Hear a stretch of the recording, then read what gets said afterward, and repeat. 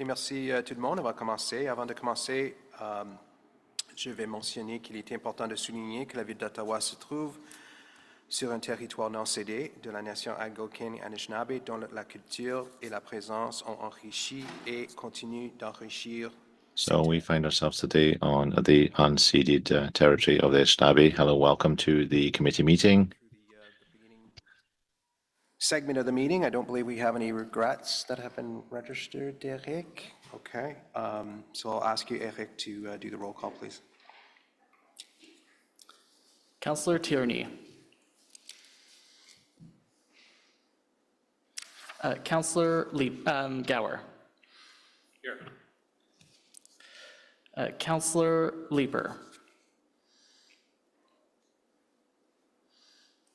Councillor Kavanagh. Present.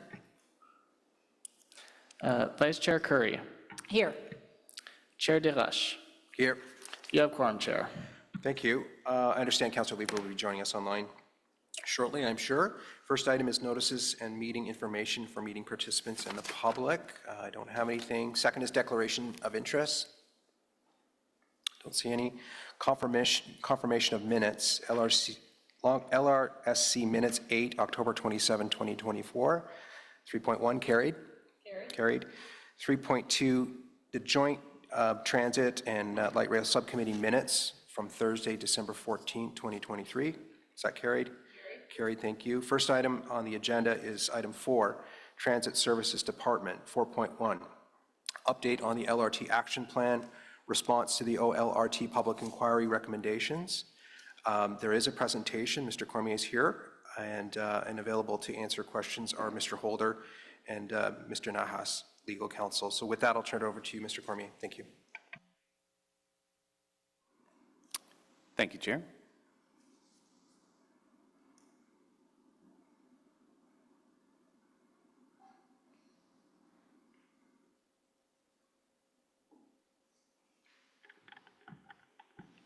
All right.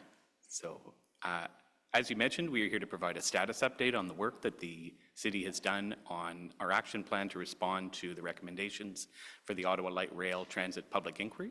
If I could have the next slide, please.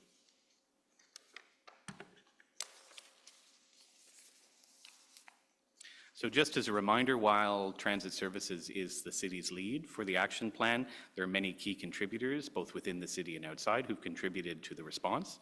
So that includes within Transit Services, our Transit Engineering Services Program, the Rail Construction Program, Transit Service Delivery and Rail Operations, and the Strategic Communications and External Relations team. We've also consulted with RTG and Alstom to make sure that the City's actions include and are aligned with the actions that are being taken by our maintenance partner. Within the larger city, the Office of the City Manager and Legal Services were involved in the response, as was the Office of the City Clerk. Finance and Corporate Services, in terms of supply services and finance services, and of course, Infrastructure and Water Services is the city's main overseer of major infrastructure projects. Next slide, please. So just a bit of history. As you'll recall, on April the 28th, 2023, the Light Rail Subcommittee received the City's action plan, which was then confirmed by Council on May 10th. As part of our focus on transparency, we came back to this subcommittee in September and committed to provide a further report and update to the Light Rail Subcommittee in early 2024, which is why I'm here today. The City accepted and agreed with all 103 recommendations of the inquiry. 8 of the recommendations were the responsibility of the provincial and federal governments, and we discharged our responsibility for those by highlighting them to the provincial and federal government's attention, to the responsible ministries. 89 of the 95 recommendations within the City's control have been completed, and the 6 remaining recommendations relate primarily to either light rail construction or to transit operations and are well in progress. And so what we'll be recommending today is that staff continue to provide updates on those specific recommendations that are still in progress, either to the Transit Commission or to the Light Rail Subcommittee, and that we commit to notifying Council via memo when all of the work has been finally completed. But I'll speak more about that in a minute. Next slide, please. So to speak just for a moment about the work that's taken place since we last provided an update for you, Supply Services did bring forward an update to the City's P3 policy and administrative procedures that was completed in Q3 2023. Legal Services continues their review of the Employee Code of Conduct, and updates are anticipated in Q1 and Q2 of 2024. Finance and Corporate Services provided their update to the business case and project management policy, which was completed and approved by Council in Q4 of 2023, and that action alone closed off 15 of the recommendations that were outstanding. And as part of the city's response to the public inquiry process, a records management plan was established. And in our report, we detail the great work that's taken place to rebuild relationships with Council, to rebuild relationships with RTG and RTM, and to provide greater transparency to the public in terms of memos being published on ottawa.ca and work being done to increase our oversight and Council's oversight over Stage 2 light rail construction. Next slide, please. So you'll recall when we first made the presentation outlining the city's action plan, the public inquiry recommendations were broken into 12 headings or 12 themes. To date, 3 of those themes remain outstanding. The rest of them we consider to be fully completed or implemented in city policies so that that policy will carry forward the accountability going forward. So the 3 that I'll speak about in just a second are preparing for and achieving a successful handover and the start to public service itself, and then specific recommendations that are operational in nature that relate to light rail. Next slide, please. So over the next 3 slides, I'll list the 6 outstanding recommendations. I'll speak to the work that the city is doing to continue to move forward on them, and hopefully by the end, it will be clear how updates will continue to be brought forward to ensure Council's continuing oversight over this work. So the first outstanding recommendation that we'd like to talk about is recommendation 71. So this relates to the handover process. So on a new system where maintainers are new to the system, the Commissioner was concerned that public entities allow for a learning curve and avoid putting undue pressure on the maintainers. So this came out of concerns around the launch of Stage 1, where there was a perception of an unnecessary volume of work orders that were placed on RTG and RTM. So we have taken a close look at this. We're working collaboratively with RTG and TNEXT as Stage 2 extensions approach substantial completion. All parties will ensure that a clear understanding exists between how items will be escalated for maintenance based on their importance and how things will fall, for example, on a minor deficiencies list that relates to the pre-handover work or will be brought forward as work orders post-handover. So we're mitigating that risk by working very closely with our partners. Next slide, please. The next 2 relate to public service, so recommendations 81 and 82.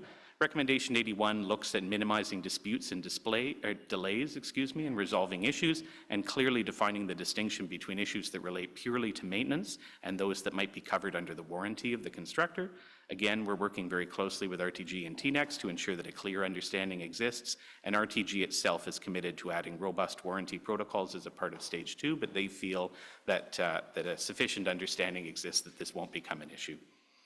Recommendation 82, the constructor should be required to make an objective assessment of any anticipated retrofit work and scale resources that will be made available post-handover to match that assessment. This was concerned about a particular circumstance that arose following the launch of Stage 1, where there was still retrofit work that needed to be completed. Here, we've taken lessons learned away from the launch of Stage 1, and we're exercising appropriate oversight to make sure that all retrofits receive an objective assessment, that we have a clear sense of the scope involved. RTG has increased staffing to ensure that retrofits to existing vehicles have a minimal impact on day-to-day operations and feel that the requirements are now much better understood. So again, there's a sense that lessons have been learned and incorporated into Stage 2. Next slide, please. The last 3 recommendations relate to light rail line 1. So recommendation 96, there's a recommendation that the city, RTG, and its subcontractors and Alstom follow through on outstanding investigations regarding the root cause of the derailment on August 8th, 2021. This is absolutely still continuing. RTG attended Transit Commission in October of last year to provide a very technical update. They've committed to providing us with a consolidated root cause report. We are anticipating a further update in either March or April of this year to the Transit Commission, and we are working with RTG to have experts available to speak to the work that's being done and to respond to questions. So recommendation 97, a permanent solution to the wheel rail interface issues needs to be identified and implemented in a timely manner. This work is ongoing. RTG will provide a consolidated report on the wheel-rail interface, and again, we'll be attending Transit Commission in 2024 to provide an update. Testing with the National Research Council continues, so we are moving forward with testing on that. And the last outstanding recommendation is number 102. Alstom should follow through with its plans to replace the spline axles on light rail vehicles following the problems with excessive wear that was identified in 2021. So the spline axle retrofit program is under discussion as part of the larger sustainable solution for the axle hub failure. So we're working collaboratively with RTG and with Alstom to find a permanent solution. They are committed to bringing back a permanent solution. There are retrofit changes that are now being considered with regard to the axles for newer Stage 2 vehicles. So that work is progressing, and further updates will come to the Transit Commission in the normal course as we're able to bring useful updates forward. Next slide, please. So our recommendation today, through this update, we are recommending that the Light Rail Subcommittee and Council receive this status update and end formal reporting of the action plan. The Light Rail Subcommittee, will continue to receive updates on recommendations 71, 81, and 82. Those will be brought forward as part of our regular Stage 2 construction updates because that work relates to the handover and to the work that's being done to ensure a smooth transfer of responsibility from TNEX to the city. The Transit Commission will be provided regular updates on recommendations 96, 97, and 102 as part of ongoing operational updates, and we are committed to providing Council with notice of the final closure of these 6 remaining recommendations via memo. So our plan would be, once Council approves the plan, to provide a memo to confirm the path forward, and then there would be a formal final closeout when we feel comfortable saying that all of these recommendations have been finally fully brought to a close. But I think what we are saying is that the Council's oversight will be preserved through the ongoing operational updates that we have already promised to bring forward on the derailment root cause analysis, on the axle bearing sustainable solution, and on the work that we are doing to ensure a smooth handover to Stage 2. So I think what we are saying is that it would be unnecessarily repetitious to bring updates on the action plan when those updates are already going to be brought forward in the normal course of business. Next slide, please. So the next steps, staff will continue to work collaboratively with our partners to improve existing service on O Train Line 1. We will continue to implement Stage 1 LRT lessons learned into Stage 2 and into future infrastructure projects. We shouldn't lose sight that the focus of the inquiry was on light rail, but the recommendations would apply to all major infrastructure projects, and the city has acted accordingly to encode the recommendations and the best practices into our policies that would affect all future P3 relationships and all major infrastructure projects. We will continue to act in a manner that improves transparency and clear communication, both to Council and to the public. The progress on the recommendations outlined in this report will be updated and will continue to be made public on ottawa.ca and octranspo.com. We will, as I've said, continue to make regular updates to the Transit Commission and the Light Rail Subcommittee so that those areas that fall within the terms of reference of the various committees will be fully reported on. And Stage 2 progress updates will be provided at the Light Rail Subcommittee by my colleague, Mr. Morgan. Next slide. That concludes my presentation, and I'm happy to take any questions. Okay, merci, Monsieur Cormier. Si je comprends bien, on n'a pas de... If I understand correctly, there are no delegations. Eric, is that right? That's right. Okay, so we'll move to questions. Councillor Tierney and Leaper are taking part in this meeting as well. We'll start with Councillor Gower. You have the floor. Thank you to staff for the update. I don't think there are any surprises in this update. We've been getting regular updates here at this committee and other committees as well. It's been 18 months since almost 18 months since the inquiry was published, or the report was published. And as you noted, there are 14 recommendations that relate to the province or the federal government. Have we received, or are we aware of any formal or informal response to the inquiry from the other 2 levels of government? Chair, just to clarify, there are 8 that belong to the federal government and the provincial government. I don't believe we have received any formal response. We will, of course, as part of this work, make sure that our colleagues and our partners at the federal and the provincial levels are aware of our status. There's no responsibility on the part of the federal or provincial governments to provide a report back to us. They are the holders of the report and are free to act as they see fit. But no, to my knowledge, I don't believe we've received a solid indication that they're taking action. Okay, and in terms of our communications to the province and the federal government, who are we communicating with? What departments or what officials within the other governments? Chair, if you'll give me a second, I have it in front of me.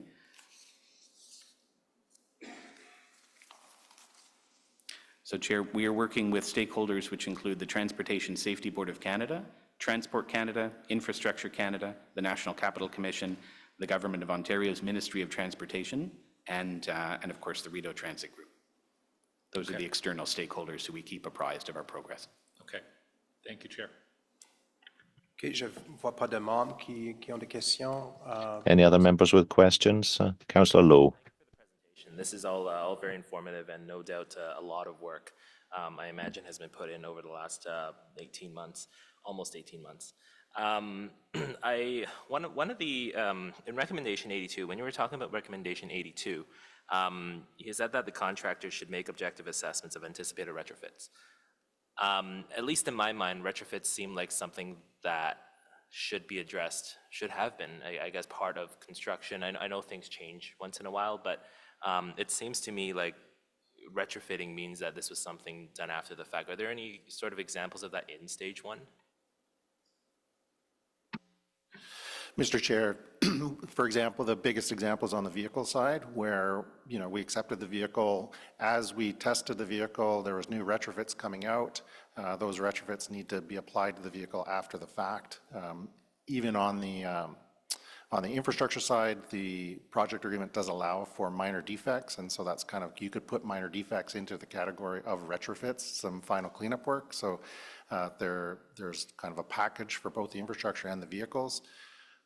Obviously, in stage two, we're trying to make sure that that work and those minor deficiencies are minimized so that there is not an overwhelming amount of work to be done after the fact. Okay, understood. So I guess my own definition of retrofit may have been larger than yours. The other questions sort of relates to stage two, but then it comes back to stage one. These retrofits, I know a lot of the lessons, I should say, are being applied to stage two. The main one I can think of is the parafill wires. Are there opportunities, and will we ever explore kind of applying those lessons back to stage one in the future, if that makes sense? Mr. Chair, obviously the biggest, I would say one of the bigger ones was the switch heaters, so going to the gas switch heaters in the areas where the switches were highly exposed. So that was done to stage one. That's now being applied to stage two. There may be other residual ones where if over time we see the performance, the example you gave, is the catenary system actually is more reliable on stage two. There could be an opportunity in the future to go back and eliminate some of the parafills, for example, to improve the service there.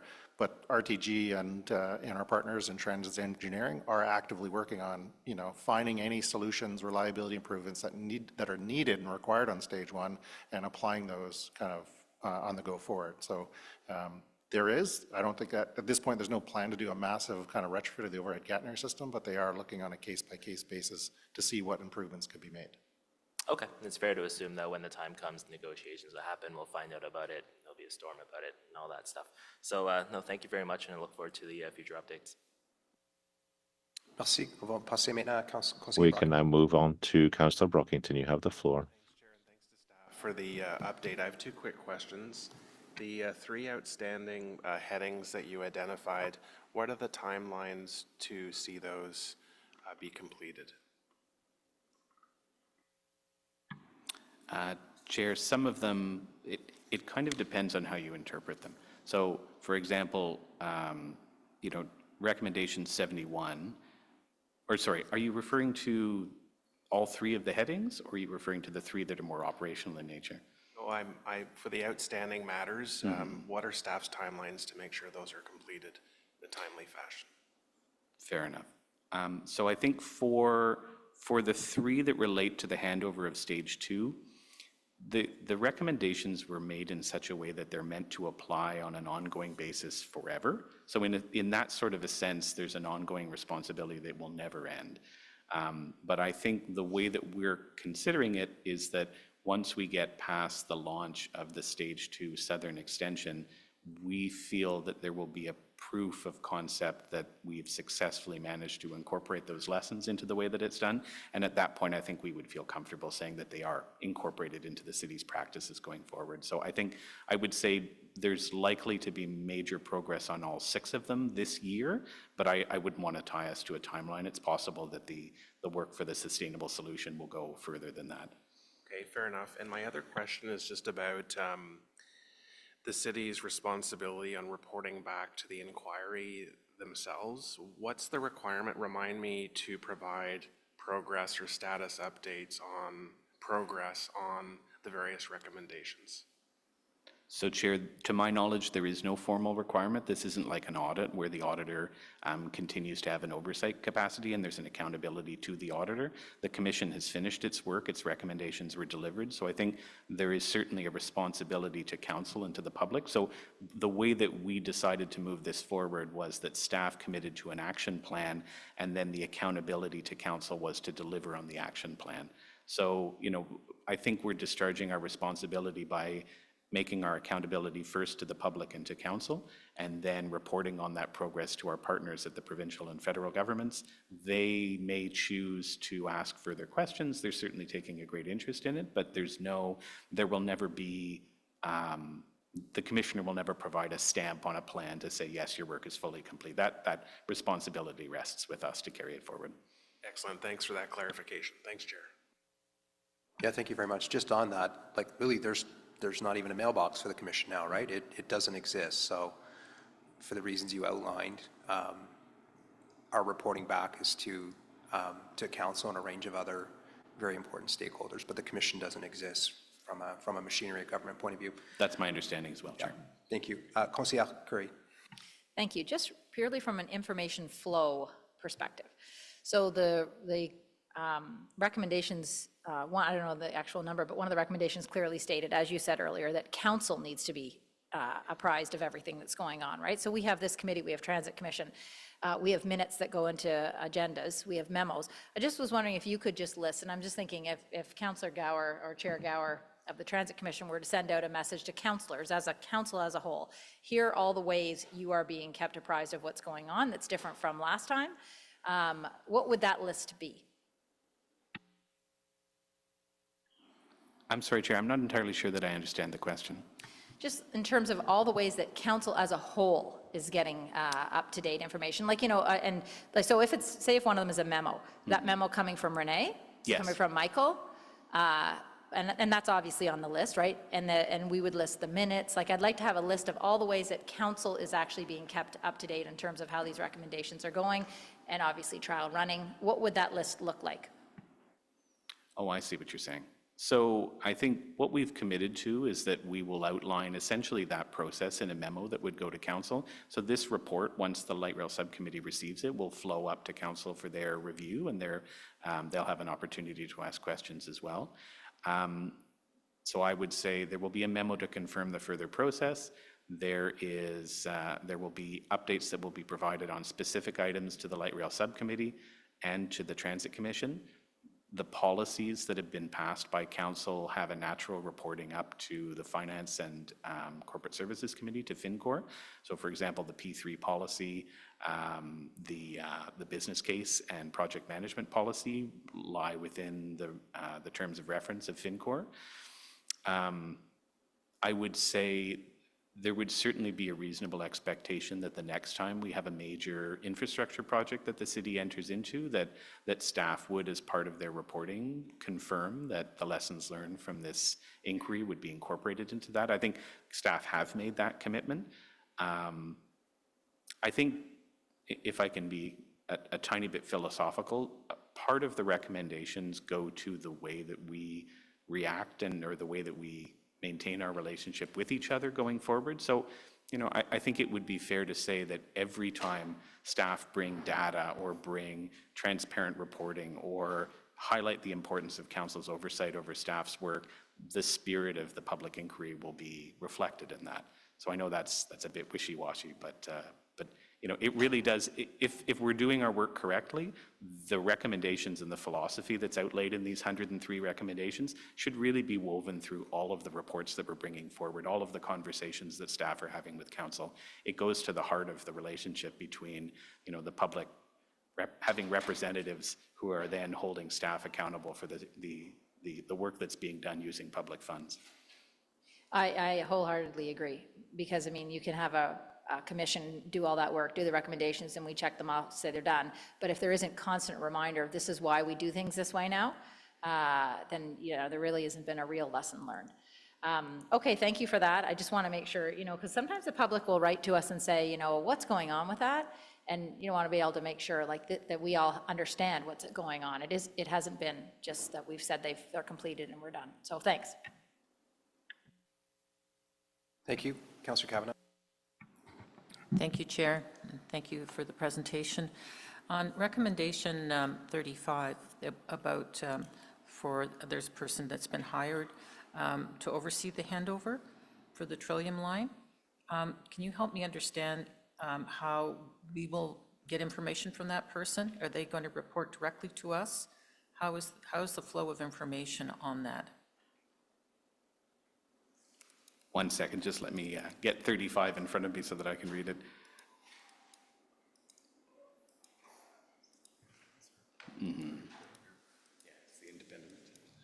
So in respect of the systems integration verifier and their oversight role for trial running, so we are relying on them to be essentially in the room to verify and validate the results. At this point, there's no specific reporting line from them to council, but we would be providing our daily updates on the results of trial running, a final technical briefing on the results of trial running, and then we would confirm through the process, and there's a series of independent kind of oversight roles, we would confirm to you that all of the independent oversight roles have been met. Obviously, the systems integration verifier, we've asked to have them look over trial running. We would have the independent certifier who would confirm substantial completion. We have an independent safety auditor who will be confirming the safety of the system. And then in the case of the Trillium line, we also have Transport Canada who will be issuing a railway operating certificate indicating that we're able to go. And so we wouldn't be inviting those people to speak to you directly, but we would be confirming that they have provided their approval and acknowledgement that the appropriate steps have been taken. So they report to you? Correct. Okay, so, and then you will be updating us on that. Okay, so they're there for the entire handover period. Is it just starts just before, during that period only? I hate to say it's a temp job, but it's, when the handover is completed, they're not there? So, Mr. Chair, depending on the role, so in stage 2, one of the changes that was highlighted in the public inquiry was, for example, to ensure that the safety auditor was hired at the beginning of the project. So the safety auditor has been there from the beginning. The independent certifier has been there from the beginning. Transport Canada has been with us the whole way. The systems integration verifier has been with us the whole way. The only change that was made was to ask them to provide additional oversight for the trial running period. So that's a new function, but they have been along for the ride. And so if temp only in the sense that they will only be with the city for the 5-year construction period. Okay, and will that same person possibly be for stage 2 for the east-west, or? So, and then again, on the east-west, we have the similar, sometimes it's the same group, sometimes it's not. Independent certifier looking at substantial completion for east-west, independent safety auditor looking at safety certification for east-west. We've actually also asked the safety auditor to take on an assessor role, which is kind of a higher level of scrutiny for safety on stage 2. We do have a systems integration verifier, again, that's in this case is on east-west is a slightly different firm, or a different firm, so they're providing the function. And then for east-west, it's not regulated by Transport Canada, so they're not involved. But you still have those 3 groups that are confirming that the system is safe, it's been integrated, and it's substantially complete. Okay. You were saying something a little earlier about the catenary system, and is there major changes in terms of quality or levels of that they must meet with stage 2 versus with stage 1?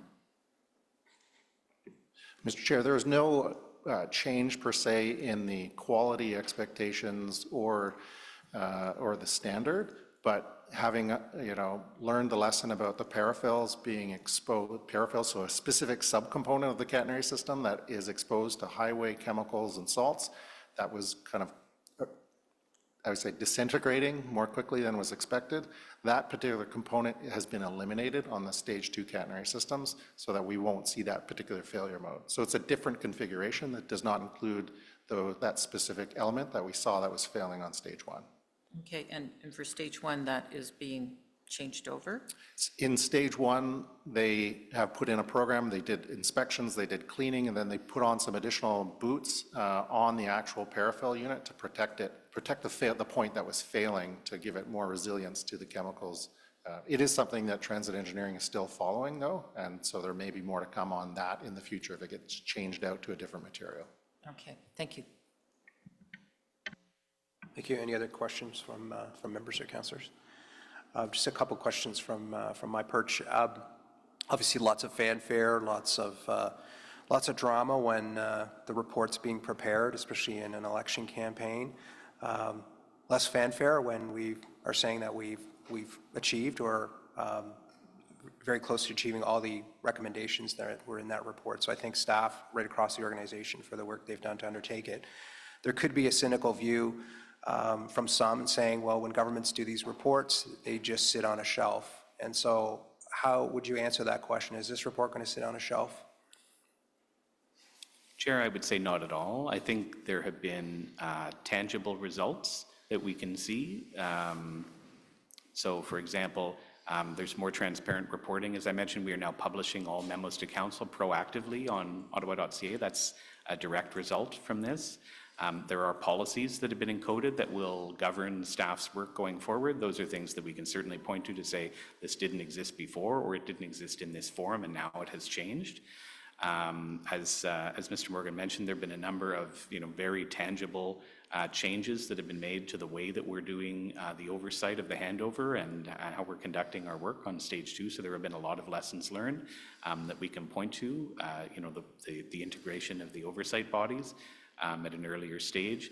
I think the proof will somewhat be in the pudding as we do the handover, and I think some of the improvements that you'll see very tangibly in terms of how we report to you and how smoothly it goes come as a result of the work that's been done. As I mentioned, Legal Services is conducting an exercise to update the city's code of conduct. So, I think the way that the recommendations were drafted, the way that it was put together, the kinds of recommendations that were being brought weren't the sort where there would ever be able to be check marks to say, yes, this is absolutely done, in the way that we sometimes see with an audit, where it's very targeted and very specific, and the action plan is very tangible, and there's a very clear black and white distinction between what was there before and what is not. In some cases, there's changes in philosophy, there's changes in relationship that were suggested or recommended by the commission that we've put into place. So I think, though, that there are certainly a number of things that we can point to. And when we come and bring our final memo to council to indicate that we feel that this is finally closed to the point where we don't really need to speak about it anymore as an active project that staff are actively working on, we'll list those very tangible results that we can see. And there will likely be one or two more of them than between then and now. Okay, thank you for that answer. Some time ago, Councillor Gower had a really good inquiry where he asked for all of the kind of oversight, third-party spotlights that we've put on the LRT project. This obviously is one, but there are several others that were instituted in this term of council and the last term of council. So I wonder if Mr. Morgan or Mr. Cormier could speak to not only your commitment to follow up on this report, but the other reports that have been undertaken that were outlined in that inquiry to Councillor Gower. Mr. Chair, so in terms of the oversight and the change in process, there's been a series of changes, even down to how we deliver the projects and how we have, I'll do an introduction later as part of our next presentation, but a dedicated construction team in the field who's boots on the ground every day. So that was kind of one of the key changes that we made in the Stage 2 program. Obviously, the safety auditor, safety assessor that we've engaged from the start of the program, the safety, the systems integration verifier, helping with the system integration issues, which are called out in the public inquiry. And then just the whole approach to substantial completion and this issue around, is it ready to go, is it not ready to go, and making sure we have a fulsome approach to that. So we are absolutely, considering all those oversight lessons and making sure the right people are in place, and that in both sides, that the owner's acting properly and that the private sector players are acting properly too. So there's a lot of collaboration. I think, to follow on the previous question, you will see a lot of callback to this public inquiry in the future. As new reports come through, as new recommendations come through, we will rely on the inquiry and those recommendations as a basis to support future recommendations. Hey, thank you for that, those answers, and thank you again for the very thorough work on the follow-up to the commission. The report recommendation before us today is that the Light Rail Subcommittee receive the status update of the action plan for the Ottawa Light Rail Rapid Transit Public Inquiries recommendations attached as document 1 to this report for information, and 2, that the Light Rail Subcommittee recommend that Council direct transit services to provide further updates to the Transit Commission on any remaining items in the action plan that are still in progress, which relate to transit operations, until such time that all recommendations are closed. Is that carried? Carried. Great. On to the next item is 4.2, Stage 2 Light Rail Transit Project. Over to staff. Thank you. So, Mr. Chair, I'm just going to invite up Jocelyn Degg to assist me in the presentation this morning. Jocelyn is the manager of construction, so she's got 4 teams working for her, a traffic team, two construction teams, east and west, and then the Trillium Line team. So we'll just swap out her placard. So Jocelyn's going to give you an update on the Confederation Line, and then I will follow with an update on the Trillium Line. So we'll take you through. Obviously, we're pretty excited. The past week, there's been lots of news. The Confed East getting that first train on the tracks, it was a big event for us, and so a big milestone. We're very excited about that.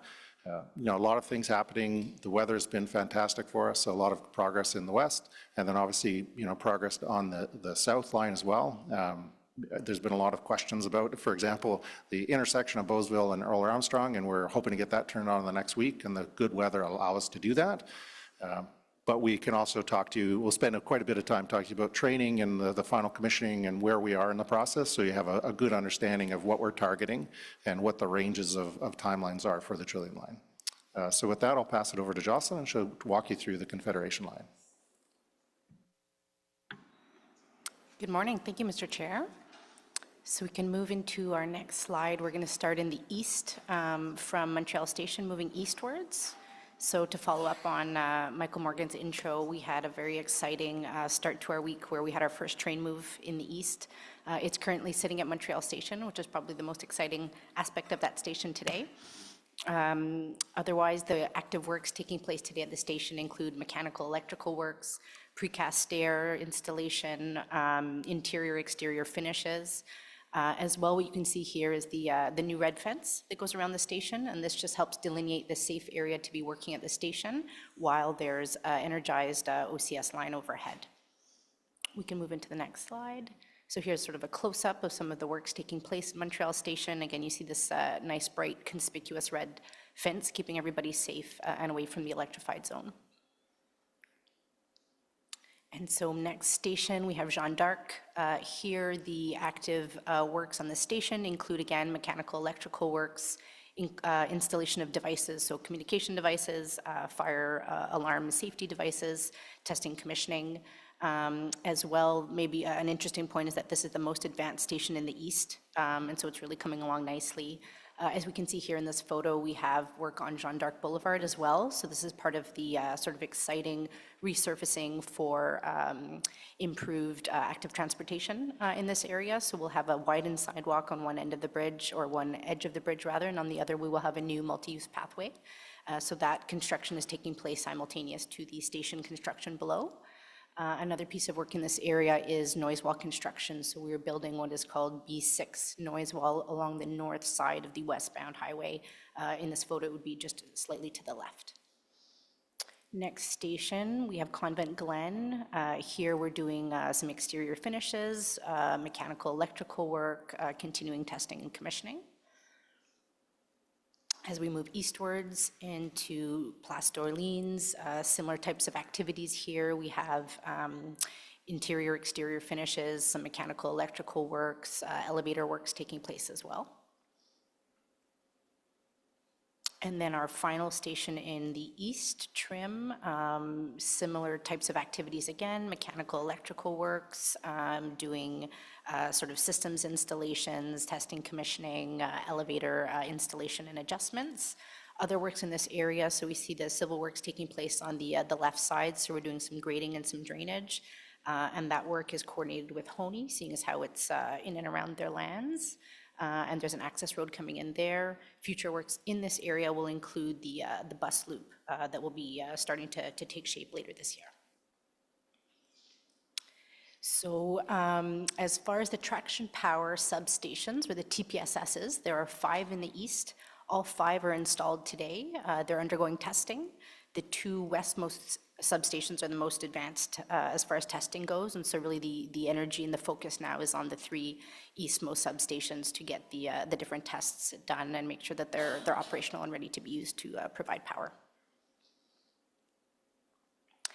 The catenary overhead installation is progressing very nicely, so it's broken into different zone controls along the east alignment as well as the west. The zone control that takes us from Blair Station to Montreal Station is complete. That was a necessary prerequisite to get that train move, which took place earlier this week. We are now focusing efforts east of Montreal, so the next zone control takes us from Montreal to Jeanne d'Arc. That is slated to be complete by mid-March. Some more views of catenary work taking place, so installation and regulation. And we have one more photo as well. In this one, maybe I'll point out on the right, the device there, the yellow device, is being used to measure both the height and the stagger of the overhead lines. So the stagger lets you know the offset from center line, and then the height is obviously a very important criteria. So here's some photos of the train move. So this took place overnight, Sunday night into Monday morning. It was sort of a little bit delayed to get us going as far as getting all of our safety gates met and checks in place. But the operation itself was very smooth, very successful. It's a slow train move by design to make sure that you're checking as you're moving at walking speed, that move from Blair right out to Montreal. And so the train is currently in place by Montreal Station. It will be going back west to Blair this evening. And we're looking at scheduling another move sometime in March. So overview of East activities. Currently, winter 2024, as we mentioned, we're doing the starting of train testing. Through 2024, we'll be progressing work at all stations. In the spring of this year, we'll be completing that OCS installation, which is really progressing from west eastwards. And by summer of this year, we're hoping to have the stations complete. So for traffic and mobility impacts, we have different impacts on obviously different sort of roadways and thoroughways around the east end. For Highway 174, we can expect continual lane and ramp closures throughout the duration of the project to get us to completion. So we have closures needed to do civil works, for example, along the drainage on the edge of the highway to help us get access to complete some station works and some OCS works. As far as Montreal Road, we are in final configuration, but we do have more stages to get us to completion of works. There's utility works to come, there's final line painting to come, and so there will be some more impacts in that area. Jeanne d'Arc Boulevard, so that's where we saw the resurfacing works taking place. The 4 lanes are down to 2. We will maintain 2 lanes throughout, though those lanes will shift. So right now, the 2 open traffic lanes are on one side of the bridge. They will shift to the other side of the bridge in the next stage. And in the final stage, the 2 open traffic lanes will be on the outside lanes while we work on the median in the center. Orleans Boulevard and Champlain Street. In both cases, we have a long-term lane closure there to give us the laydown to complete the station. So we have that space for both people access and materials and equipment. As well, there may be some short-term sort of localized closures to get little scopes of work done. We can move into next slide. So just an overview of the East project schedule and an update. So now Q1 of 2024, we are in systems installation. We're also simultaneously working on the system-wide commissioning. We have CBTC, or the Communication-Based Train Control Commissioning and Safety Case underway, and that will be progressing through to the end of the year. There's the operations training that's sort of staggered slightly behind and takes place into early 2025. And that's followed by the handover from EWC to the city.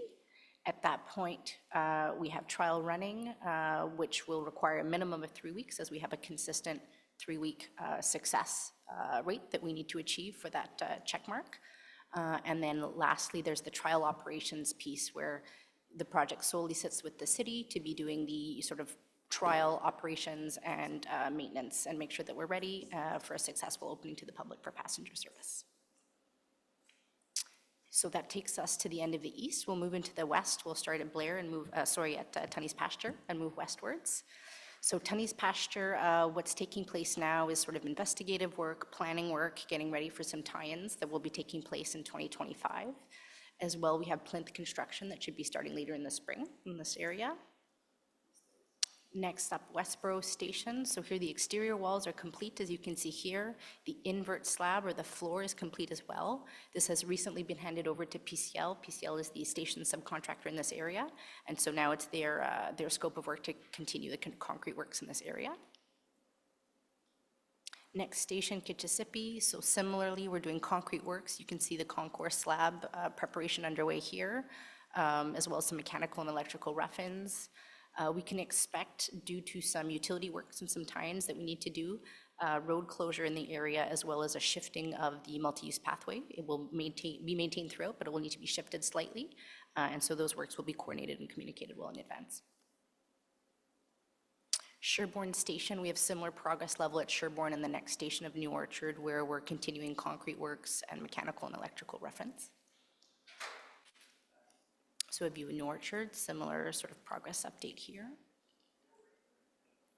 So cut and cover progress in general. For the Parkway Tunnel, we've had a very good progress behind us. So at the start of the year now, we can say that we have some long sections of the tunnel that are complete. So floor, inverts, walls, as well as roof. The main area or part of the Parkway Tunnel where the works remain are in the west end, so sort of west of Ambleside. That's where energy is focused now. There are 2 different sets of traveler systems. So the traveler system is a very, very cool and innovative custom project formwork system that allows the walls and the roof of the tunnel to be poured simultaneously. And so we have 2 of those systems working outwards to complete the end of the west end of the Parkway Tunnel. So in this case, we're seeing east end of the Parkway Tunnel. So we're looking we're east of Sherbourne looking westwards. The roof is complete, as you can see here. You can also see the Parkway roadway in its temporary configuration.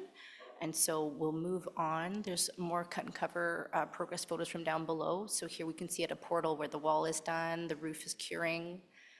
We have another view inside. So this is inside a single track. So the eastbound and the westbound have their own individual tunnels. The next step of work here is to do the dry fire line installation, as well as get the plinth dowels installed so that we can build plinths and then install track works. So it's really starting to take shape inside. Another view of the cut and cover work, so sort of different stages of progress. On the left, we have a stair tower here, as well as you can just see the supportive excavation in place. Invert slab is poured. Next steps here would be waterproofing, getting the walls constructed. If we jump all the way to the right end, here we see a false work system in place to support a roof structure pour. And in the center, again, a completed section of tunnel. So now moving west into Lincoln Field Station. This is the most advanced station in the west. Here we're currently working on testing, commissioning, on installing communication devices, fire alarm devices. Other scopes in this area, south of Carling, we've started the track switches. So that's a very exciting step or progress to see taking shape on site. We can go into the next photo. So obviously this is a very interesting station in that this represents the split between the line that runs south to Algonquin and then the line that runs out to Moody. So here there are 3 platforms, one that serves the combined line northwards, one that goes south, and one that goes west. And now for the flyover. So flyover main works taking place here are the installation of the plinths to then ultimately receive the direct fixation track works. Iris Station, here the main activities are really testing and commissioning and getting in the canopy glazing. And then Algonquin, our southmost station. This is the second most advanced station in the west. Here the activities include testing, commissioning, installing the elevators, installing signs. And now we'll jump heading in west from Queensview. So Queensview, here we see the pedestrian bridge. The bridge itself, the slabs are complete. So the precast slabs were installed over the highway lanes with lane closures. There was a concrete topping poured. Next steps for that pedestrian walkway will be canopy installation as well as lights. For the station itself, we're continuing with testing, commissioning, mechanical and electrical works. We have a few more photos of Queensview, just given that it's sort of an interesting station with that pedestrian bridge. So now we can see the trench here down below. And then one more from a different angle with a section of wall there that's carried behind those tarps. And so if we continue westward, we have the Pinecrest Trench. So here as well, the floor or the inverts are poured. And now we're working on walls and sump. Pinecrest Station is next. Here it's mainly testing and commissioning activities as well as some glazing. Bayshore Station, so here the sort of critical activity is continuing the backfilling around the deep tunnel that's here, and that involves as well removing the supportive excavation. And once that is done, we'll have that area opened up to build out the guideway. Moody Station, so here testing and commissioning as well as drainage works, and then later this year we'll see the new bus loop in this area construction begin. Track work, so in general at this point in time we're working from Moody eastwards. As well, we have the direct fixation or the plinths that we're working on the flyover that we mentioned earlier. We have the dowel starting for the plinths in the cut and cover tunnel of the Parkway, and we have that switch that is taking shape just south of Carling Bridge. And so as far as track works goes, by about March of this year, we should see active track works installation taking place, especially if this weather holds up. So there should be a lot of progress starting soon. Now at the LMSF, on the track side, the tracks are laid, mainly complete. The activity left there on the track side is welding. As far as the buildings go, we're doing commissioning and working towards building occupancies. And so upcoming west activities in March of this year, plinth construction to continue or to really pick up in the cut and cover tunnels once the dowels are all installed. Summer of this year, commissioning of the light maintenance storage facility or LMSF. Summer of this year as well, final completion of the cut and cover concrete work, which will be a very big milestone to have behind us. And summer again of this year, commissioning of the Pinecrest Stormwater Pond. So it will be wonderful to have those MUPs open and that space able to be used by the public. So traffic and mobility impacts in the west. We have 2 slides on this. So starting at Carling, right now we're in a temporary configuration there. So there are future works to come to get us improved connectivity and sort of final configuration. Coordination to come with future city projects as well, as there will be other road works taking place along Carling that we'll need to coordinate around. For the transitway from Pinecrest to Bayshore, the transitway itself is closed, is obviously now an active guideway construction site, and buses are detoured onto the highway. At the 417 and the Pinecrest interchange, so this is obviously MTO territory, we are doing heavy coordination with the ministry. Next sort of closure to anticipate in that area is going to be closure of the south to west ramp later this year. Moving on, 417 in the Richmond interchange, there as well, we have lots of activities planned for this year, including snow wall construction. And so there will be closure at least of a lane by the east north-south ramp. Transitway Iris to Baseline, again here the transitway is closed to buses as it's an active construction site and buses aren't detoured. Moving on. Corkstown Road, so here there will be closures as required to complete different pieces of work in this area. Kitchissippi McCann, or what was known as the Sir John A. Macdonald Parkway, is currently down to 2 lanes in different areas. We can expect similar closures to last for the next 2 years or so as we complete the Cleary Underpass, which is more or less a big box culvert to allow pedestrian crossing, as well as the final alignment of the parkway itself. Irish Street, we have the bulk of the work at this area behind us, so there will be some small closures to come, but really minor in nature. And Richmond Road, here we can expect some significant impacts. So there's lots of works to come in this area to get us in our final configuration. We're still trying to confirm the best approach for timing of all of the remaining works here. So again, once details are known, they'll be shared. So overview of the West project schedule. We have the Moody Light Maintenance Facility completion by the end of this year, so including all the buildings of that location. The Parkway Tunnel final completion, which will be very exciting, into the middle of next year. Completion of track and systems installation going through to the end of 2025. The communications-based train control commissioning and safety case starting mid this year, leading into mid of 2026. Then that will be overlapped with the operations training. Again, we'll have the handover to city, at which point we'll get into trial running, make sure we have a successful trial running, and then we move into the trial operations phase where we're practicing the operations as well as the maintenance prior to passenger service. Very good, thank you, Jocelyn. Sur la ligne 3e, ligne 2, ligne 4, les travaux de construction On finaux. line 2 and 4, the final construction work and the commissioning is going very well. The signalization and train control are almost all done.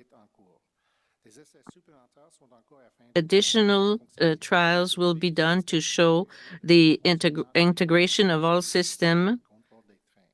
We are down to the last few steps on the Trillium line. The progress has been very good. You'll see on the photos, I'll give you the first photo here, just to give you on the next slide, Bayview Station. So when we spoke to you in the fall, there's the pedestrian walkway on the bottom of the page. We were going to treat that as a piece of deferred work. That's now going to be complete and ready for the developer when they show up to do that work. A lot of the final paving in this area is complete. Last year, we were able to get a number of trees in place. So this is kind of in the final throes. We're not quite there in terms of occupancy. So the final step to put this station into service is public occupancy. And we're going to do that following completion of the integrated testing of the SCADA control system and moving those into the control center. So it's kind of the last step is to move everything into our active control center. We're trying to kind of hold that off because we don't want to interrupt the active transit system with alarms and beeps and buzzes from an incomplete fire system, from an incomplete SCADA system. So once that testing is done, we can move into the control center, we can turn on those systems, and we can get occupancy for the stations. And that's kind of the theme for all the stations. So previously we talked about stations and station occupancy being on the critical path. It is no longer one of the critical drivers for completion of the system. We go to the next slide. Just kind of a look from the platform there. You're actually looking, there's a walkway that goes around, a fully covered walkway that goes around to the second platform. So one of the big operational changes from the prior operation was to add a second platform. So what we see in service, a lot of, this happens a lot on stage 1 as well, is if we have a medical incident or we have a train that needs to be cleaned or there's something going on with the train, we can now stop the train at Bayview and we can continue the service. In the prior configuration, if we stopped a train at Bayview, we had to stop the entire system. So we've slowly added in redundancy to the system to make it more efficient and give us some kind of operational flexibility. So this is a look at the platform level. Obviously that's Bayview, the main platform for Confed Line is just to the right there. If you go to the next slide. So Corso Italia, you see on the kind of adjacent to the street, they've rebuilt the sidewalk there. They're actually in the process of demobilizing a lot of the construction fencing. Landscaping's been put in. There's a number of new trees that are in this area. The pathway's been restored. You see the right-hand side, the development for Ottawa Community Housing is under construction. They're doing utility work at that space. And then on the left-hand side, you see the old bread factory. There's a development application in place to redevelop that. So a great new station. It's largely complete, again, save and except for occupancy at this location. If you go to the next slide, just a kind of a look from the platform level. So it's all there. There's new bus information signs, which is kind of that black sign you see in the middle. On the left, you see the fare vending machines ready to go. If you look through the coiling grill, you can see the fare gates. So it's all there. It's pretty much wrapped up. You know, it's literally wrapped up. We're looking just to kind of unwrap it and open it later this year. You go to the next slide. So Dow's Lake Station, again, the trees and landscaping has been done. There's some final work on, there's one kind of primary set of stairs to get down to the platform. There's some remaining work to do on that set of stairs. Otherwise, you know, this station's been upgraded with a second elevator bank, so redundant elevators at this location, which is very good. And the fare gates have been put back in place. And so everything's, again, we're kind of in wrap-up mode at this station. If you go to the next slide. Carlton, so Carlton has been in decent shape for a while, partly because we retained some of the existing structure there. We are kind of doing the final landscaping. You see on the left-hand side, you know, the plaza area in front of the station is largely complete. You know, we're waiting for the final snow to melt and things to clear off to kind of finish it off and really kind of make it look good. But otherwise, this station is in great shape. If you go to the next slide, please.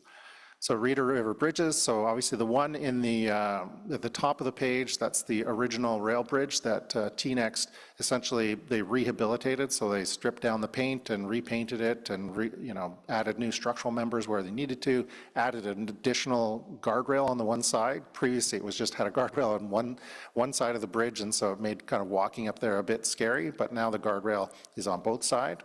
In the foreground, obviously, the Rideau River pedestrian bridge. People are very excited to get this going. So we have the handrails installed on the bridge now. We're waiting for the final electrical connection to get the lighting working.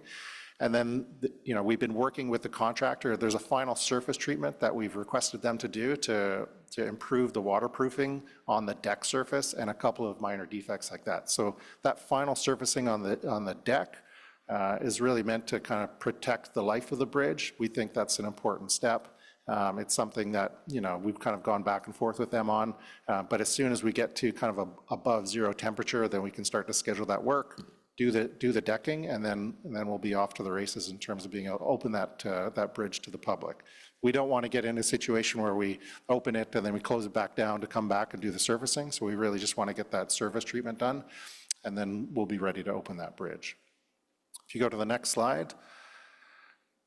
So Mooney's Bay, so again, here we're in very good shape. This is very well advanced. The multi-use pathway you see there, this is the one that we added the lighting to connect to the neighborhood.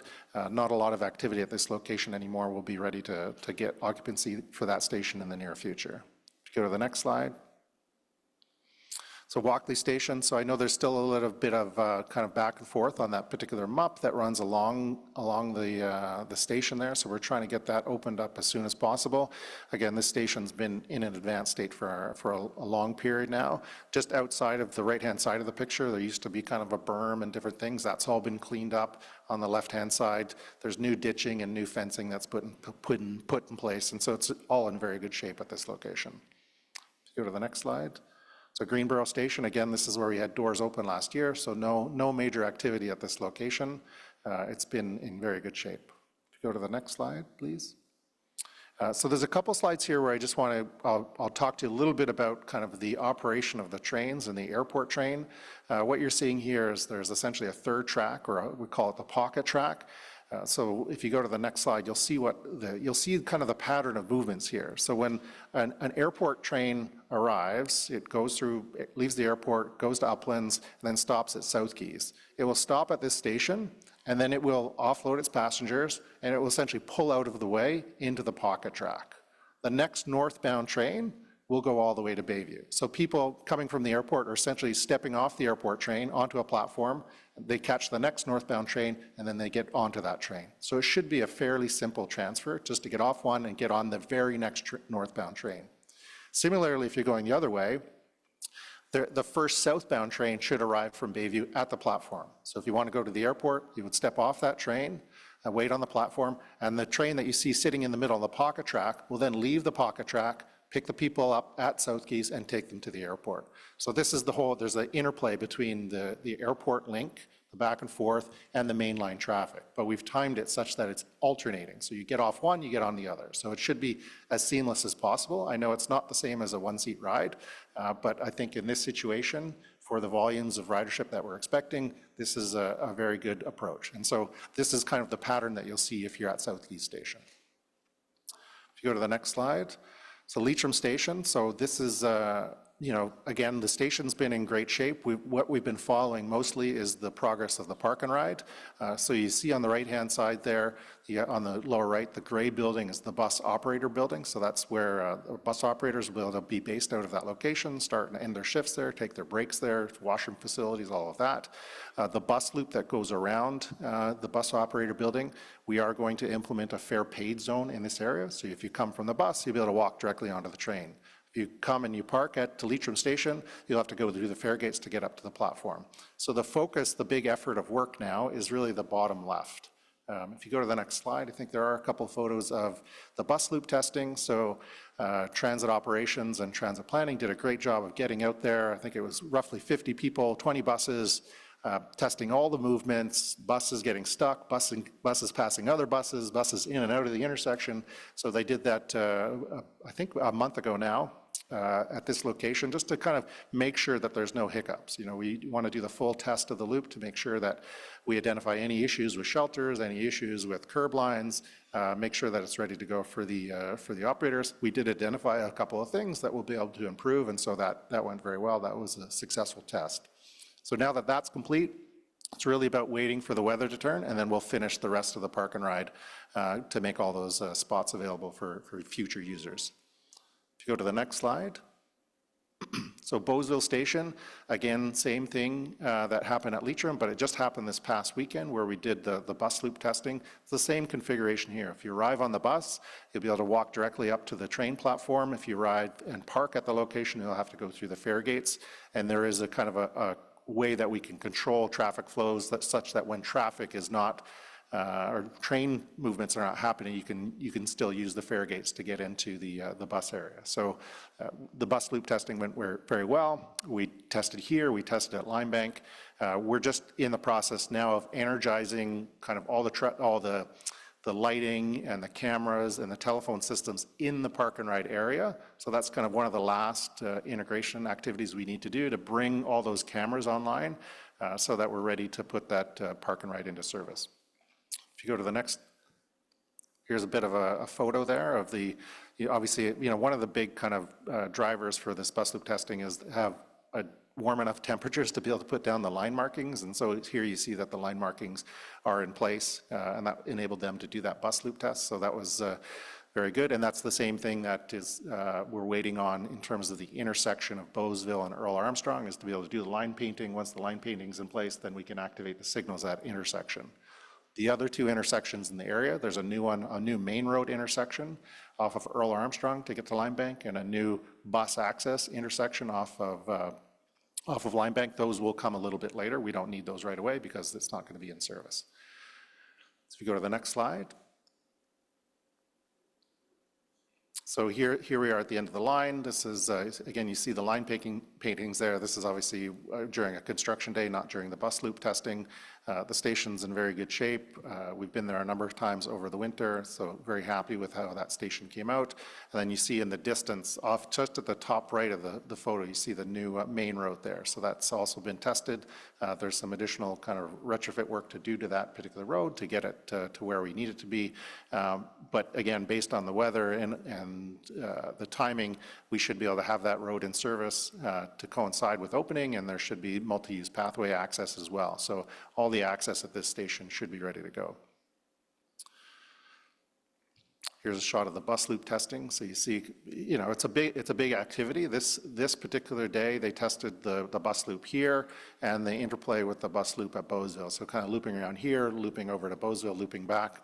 Again, checking all the different scenarios. A bus gets stuck in an intersection, a bus gets stuck in a layup position, a bus stalls, or just multiple buses kind of all interacting with each other and being able to pass each other. So making sure that loop is working and ready to go. So that was, we were very glad to get that done, to be able to identify any issues as early as possible. Here you have Upland Station. So in the foreground, you see the tree cells there in place, the plaza work. There's some final plaza work being done. The way this station is set up, there's actually a faregate zone. So you walk through the faregates to get up to the platform level, but there's also a pathway under the station to get to the other side. So where you see on the right-hand side, there's a pile of dirt there, there's some parking area. That's a future development location for the airport authority. So it could be future parking, future building, but there is kind of a way to get across the station without having to pay. You can just kind of walk through. Right now, that'll be closed, but in the future, that will be opened up once there's kind of a need. I imagine there'll be, at the very least, parking growth, if not some kind of building growth in that location. And then the airport, station's been in great condition for a long time, so there's not a lot to report on there. Go to the next slide. So there's a few slides here where we'll talk about kind of where we are in the program, what's upcoming. You see these kind of Q2 dates. So obviously completion of testing, commissioning, trial running, station completion, completion of park and rides. If you go to the next slide. So that was a teaser for the schedule slide. Just in terms of the mobility impacts, I think it's still the same place we've always been. There's a few kind of multi-use pathways that are still being detoured. Obviously, the Osgood Trail, people are pretty excited about getting that Osgood Trail back, and so we are looking to get that done. There are some crossings along that trail, so a crossing at Uplands, a pedestrian crossing at Uplands, at Leitrim, that we need to kind of put in place, but otherwise that trail will be reinstated, and there'll be very good north-south access there. Let's go to the next slide. Same thing, so we talked about the intersection at Earl Armstrong, Bowesville. We talked about the two new intersections at Limebank and to access the Limebank station, one at Limebank and one at Earl Armstrong. Go to the next. So we'll talk about this slide just for a few minutes. So I spoke briefly about the stations and occupancy. So typically this is, you do a walkthrough of the stations to make sure all the accessibility features are working, to make sure all the fire systems are working, lighting, handrails, there's a whole walkthrough list that Building Code Services does. Across all of the stations, we're in very good shape. We're down to kind of defects and issues. The last two things that are holding up occupancy, getting the actual certificate, is really turning on the telephones so they go to an active desk in the control center, turning on the fire alarm system so they go to an active desk in the control center, staffing the control center 24 hours a day.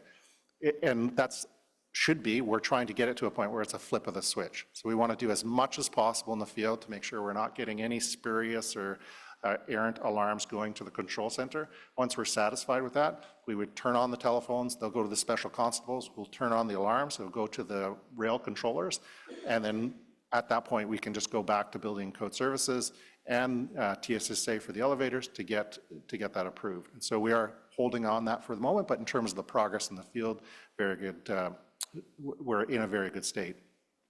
Systems installation and signal testing. So systems installation, save and except for the park and rides where we're having to energize them, add the cameras, add the telephones to those parking lots. The majority of the communication systems in the stations are online, where I think we're at roughly 82% now. As we see those park and rides get energized, that'll kind of bring the total up. Then we'll have all the cameras working, all the phones working, all the platform signs working.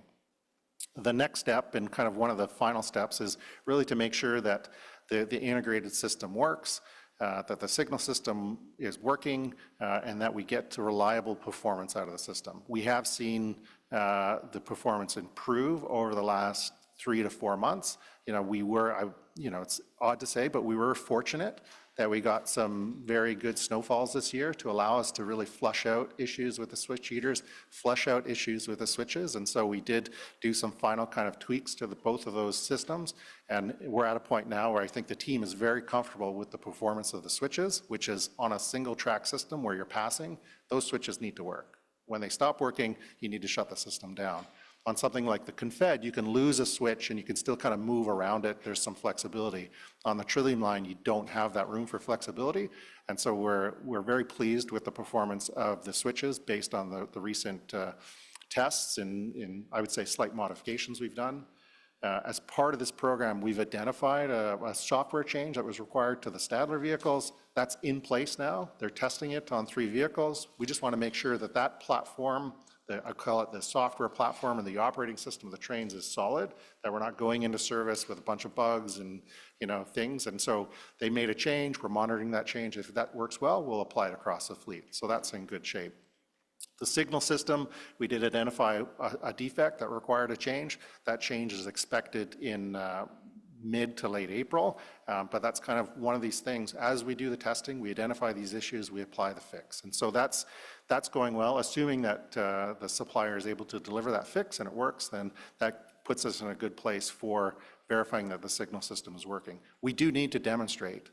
It's something that we haven't done yet, partly linked to the training, which I'll get to in a second. This full service, 12-minute headway consistently every day. Like that's still something that we're working towards. We haven't done that yet.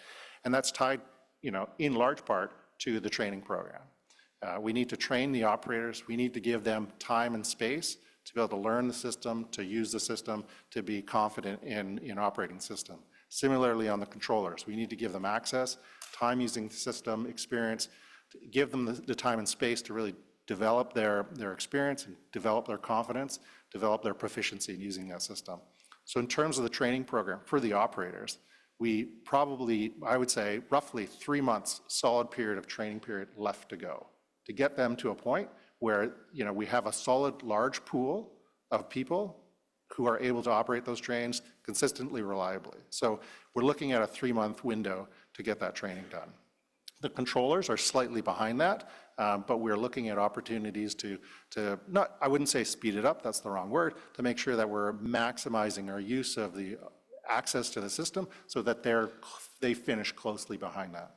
So we say 3 months for the operations and maintenance training to wrap up 3 months from today. So based on that, if that goes well, again, has to go well, things have to go right, then we would go into trial running. Trial running is minimum 3 weeks, but we are going to take as long as we need to demonstrate that. So it could be, minimum 3 weeks, but it could double that, it could be longer. At this point, I can't tell you how much time we need to allocate to that, which is why on the slide you see a bit of this kind of start and end. These are all just kind of windows of time of when it could happen. So if the training goes well, trial running goes well, it gives you a sense of when we could potentially open, but I can't really provide any more certainty than that at this time because it's human beings and we're training them and, it's technical systems that need to be reliable and functional and as much as we've tried to flush out those issues, we're not in 100% control of the outcomes. So that's where we are in terms of the program. So 3 months roughly for the training period, then probably a month for trial running, and then we would look at an opening date. So that's kind of where we land with this schedule. That doesn't mean September. It doesn't. It also equally we've lost April. So we're still kind of trying to work out where we're going to land, and that depends on the training program and some of these final reliability issues with the signal system and the train systems. So that's that slide. Then the last thing, I guess, every light rail subcommittee, we've kind of talked about this list of issues, and the order has changed a little bit. But primarily, we always, as we get to the end of these projects, and as we're running trains kind of consistently and daily, and there's civil crews who are trying to fix things, we do need to be very cognizant of when we need to give the builder time to fix things. Sometimes we see people wanting to do the right thing to fix something, but then they're running out onto the track in the middle of the day. It's like we need to just kind of take our time, go slowly, and make sure that we still prioritize safety during this final step of the project. The integration testing and system performance. So I've already flagged to you a couple of minor things that we found. We need to grow the reliability over the coming months in order to put the system confidently into service. Talked about the operator controller training completion, which is a major driver of the program, in parallel with performance testing. And then the remaining works, station occupancy, park and ride facilities, some of these things are I would say, easier to have certainty around, and they're just a function of time rather than a function of performance. Regulatory requirements, safety certification with our safety auditor, Transport Canada, these things are in hand. So 4, 5, 6 are decent. Number 6, obviously, we still have the Ottawa Hospital, which is building their parking garage over the line, and that will, absolutely cause interruption to service in the future as they continue to build that. There will be times where we need to stop and allow them access over a weekend period to finish their structure. And we've seen, I think there's 8 or 9 other active developments in progress that are basically abutting or have the opportunity to affect train operations, and so that's something that we're watching very closely. Good news story, that there's 8 developments on the Trillium line that are in close proximity to the line. Equally, for the construction team, they need to watch that, monitor that, make sure that the right controls are in place to get that delivered safely. Let's go to the next slide. So again, this is how you reach us if you need to, a variety of ways. And then the last slide, we're happy to take questions now on all projects. Okay, thank you. Going to open it up to members first and then to other councillors. Councillor Leeper to start. Thank you. Sorry, it's not my tech day today. Are you able to hear me? We can hear you. Fantastic, thank you. So I have 2 questions for you. Thank you very much for a comprehensive update. The first question, we don't hear a lot about the train sets. How are those coming online? So, Mr. Chair, I assume it's in relation to the Stage 2 train sets? Yeah, so on the Confederation line. The Stage 2 train sets for the Confederation line east and west extension. So we continue to receive those vehicles from Alstom. They continue to be delivered to site. I believe the last number, we were up to 14 that have been delivered to site and put into service. So they're actively being used as part of the fleet on Stage 1. We have another 4 or 5 that are expected to be added to the fleet this year, which will kind of push us into the 52, 53 mark. To open the east, the current requirement is 40 vehicles during peak service. And so by the end of the year, we should have in the low 50s, and that should be more than sufficient to deliver the service for the east. Is the requirement to pin the nuts as part of the axle issue slowing things down at all? In terms of the production of the additional Stage 2 vehicles, it's not affecting that particular defect is not affecting the production.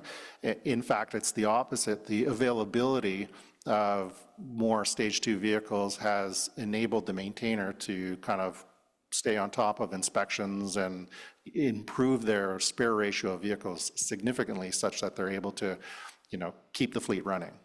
Okay. Can we get a slide on that in future updates, a box score on vehicle delivery and production? Yes. Fantastic, thank you. The second question that I have is just a smaller one. You mentioned on the Trillium line, I think it was a communication system defect for which the supplier is hoping to deliver a fix in April.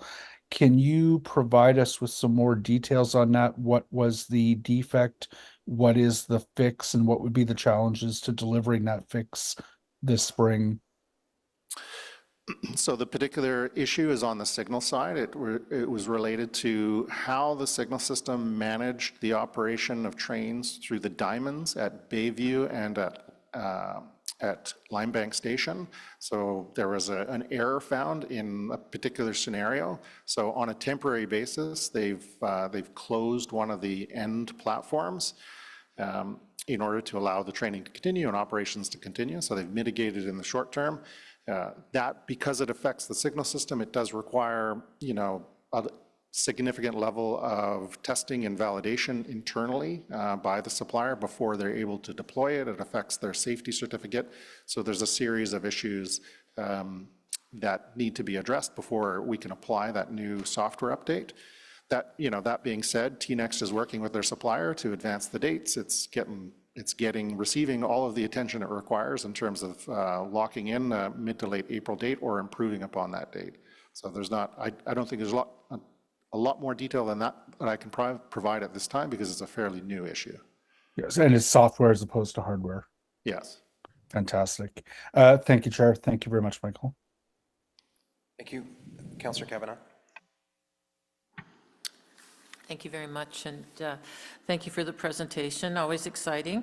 I just want to thank Councillor Leeper, who initiated a tour of the tunnels that we both did, and learned a lot just to walk through there and see the work that's being done that nobody can see right now because it's been all covered up. That's the section on the Kitchissippi Mikan that looks just like a big covered up. So I think I put lots of pictures in my newsletter to show people that things are moving along.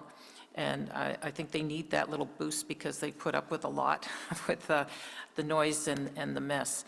So, and it's great to work with your team. Appreciate it.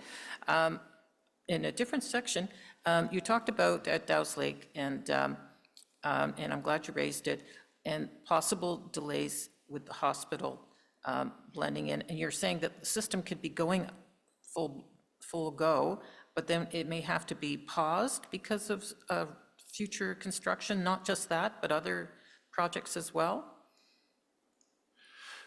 So, Mr. Chair, the hospital is going to build a part of their parking garage over the train line. When they go to, depending on the timing, when they go to lift the beams and other structures and build over the guideway for a period of time, we would need to stop train movements under that activity. So we can't run trains while they're building that particular roadway over the guideway. And so ideally, and that can happen for any development, anytime you overbuild, you're going to have that issue. The adjacent builds, like close by, typically can be managed without affecting service, but an overbuild situation, you will affect service at the very least to put in controls or mitigations. So if we're in service and their project progresses and they get to the point where they need to put in some structure over the guideway, we would need to pause service in the northern section for example, for a weekend, for a period of time, or overnight.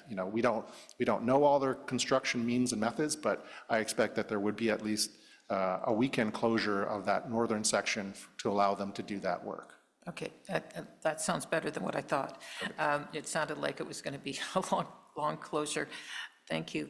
I think I'm kind of stealing Councillor Brockington's thunder, but I wanted to ask about the Rideau River Bridge, and a couple of questions. One, we just had a pedestrian bridge built across the well, not built, we refurbished the Commanda Bridge. I want to know if the Rideau River Bridge is going to be all year round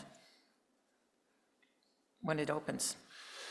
So, Mr. Chair, at this point, that particular bridge connects to a multi-use pathway that's not winter maintained. On that basis, it would not be winter maintained. Eugh. Okay, and there's opportunity to revisit that. That's part of the package of pathways and multi-use connections that is discussed as part of working groups. We're doing some final, I would say, modifications to that structure to ensure that it could be winter maintained if a policy decision is made to winter maintain it. Okay, I sure hope so, because it's required. And I know Councillor Brockington's going to take this further, so I'll leave it at that. But that was a concern after seeing what, I just made an assumption with the Commanda Bridge. Geez, wouldn't it be all year round? All other bridges are. Okay, thank you.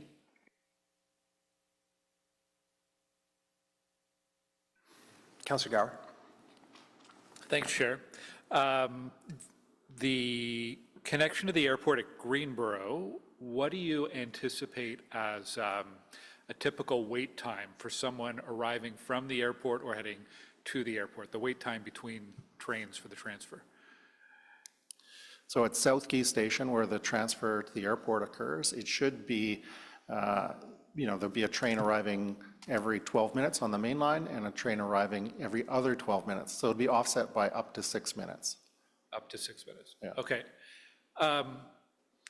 I was happy to see late Sunday evening during a snowstorm near, I guess between Bayshore and Moody, there was a crew doing some kind of work along the track. Are crews working 7 days a week around the clock, or can you give us a sense in the east, west, and south how much activity there's happening throughout the day? There's certainly been a bit of, I would say, a slowdown over the holiday period in terms of them working on something like the Trillium line, where, you know, the contractor has given us access to the system essentially for 16 hours a day, Monday to Friday. That forces the crew, if there's any defect work, retrofit work, cleaning work, inspection work, that happens on the weekends or outside of regular hours. And so in order to complete the, for example, we're running trains, you need to still inspect the track, even though they're new, you would do that, you know, overnight. So track inspections, walking inspections of the line would happen overnight.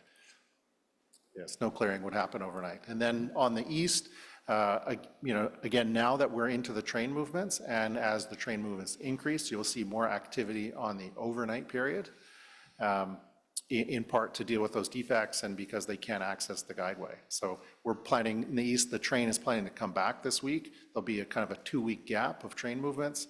The construction teams will be eager to get out there and fix any residual defects during the daytime hours to avoid having to work at night. And so, so they are working I don't think they're quite 24 hours a day there, but in some, I would say in some specific locations, they are working overnights.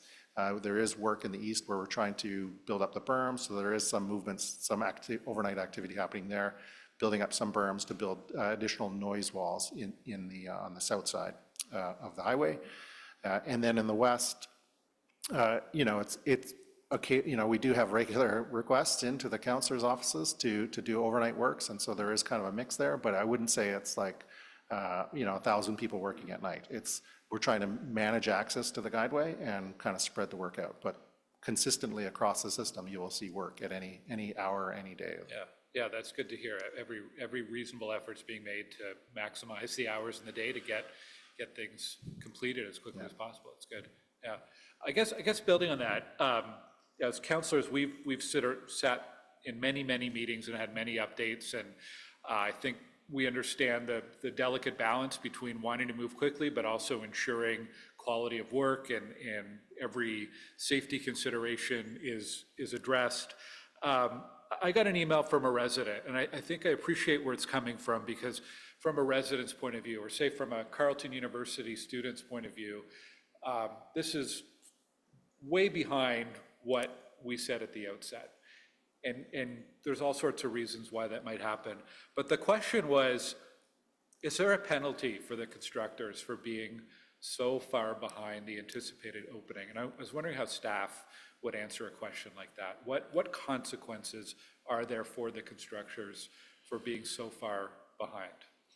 So, Mr. Chair, on a contract of this nature, so on a contract where, you know, and this, I'll just speak broadly about these types of contracts, where you have, you know, a private company that's building the system, typically there's a requirement for them to finance or to fund the construction of that work, and they get paid back those funds once the work is complete. So we're talking about, you know, hundreds of millions of dollars that they're financing, that they're paying for. We pay them as they go, and so there's different, depending on the contract, there's different, you know, amounts that are withheld, but they're financing the project. So the primary kind of, you know, pressure that's placed on them is, you know, internally, that they need to meet those financing costs because they're not getting paid for the work. That's the primary method and the primary way that these contracts have been set up. There are, you know, occasionally, you know, $1 million, you know, in stage one, we have this $1 million liquidated damage for not meeting the date. You know, there are things like that in various forms in the contract, but the primary driver is financing the contract. Okay, thank you for that. Thanks, Chair. Councillor Brockingham? Thanks, Chair. Thanks to staff for an update. It's good to see the progress at all three stages, east, west, and south. And just to carry Councillor Gower's point, I just want to make sure that, I mean, Mr. Morgan, you're aware of the remaining tasks that need to be done, and the Trillium line is the focus of my questions right now, but you are aware of the remaining tasks that need to be done. I think you put forward a pretty comprehensive list. And are you aware of the length of time each task takes? Do you know, from the City of Ottawa's perspective, you're part of this team, can you accurately predict you provided as part of the contractor's outline. Are you aware of how long each task takes? Because this has to be built into your sort of timelines that you provide us, but is that the case? So Mr. Chair, in terms of the timelines, there are certain timelines that we can understand and we can surface for, for example, the amount of time to train an operator is a well-known, like, discrete amount of time, and we can use that amount of time to then kind of forecast out, based on progress, how we can achieve that and complete that. So there are elements of the contract that absolutely we understand the duration of time required to undertake a task. There are other elements that we do not have visibility and we cannot control the duration of time. And the example that I gave about this software bug, that is something that I do not have full control or visibility or understanding of how much time that is going to take for them. They may need additional time, they may find other issues. So that is something that is more difficult to ascertain, and that, informs, I would say, in part, the fluidity of the schedule. Sure, and that's a very precise example you cite, but when we're dealing with a 2-year delay for a line, the contractor, who's the expert, should be able to give for every single task as part of a project the minimum amount of time estimated up to a maximum amount of time estimated, and that all gets factored into a schedule. So when we get presentations, we should be able to still, I believe, accurately predict when the line gets delivered to the public, and you're still providing ranges to us.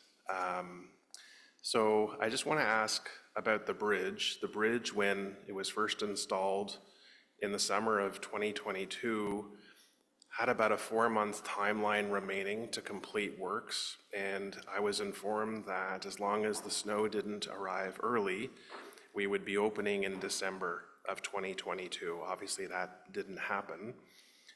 Then, through a line of questioning in 2023, in the spring, April of 2023, Councillor Menard and I were informed that timelines were such that we would be opening the bridge in August of 2023.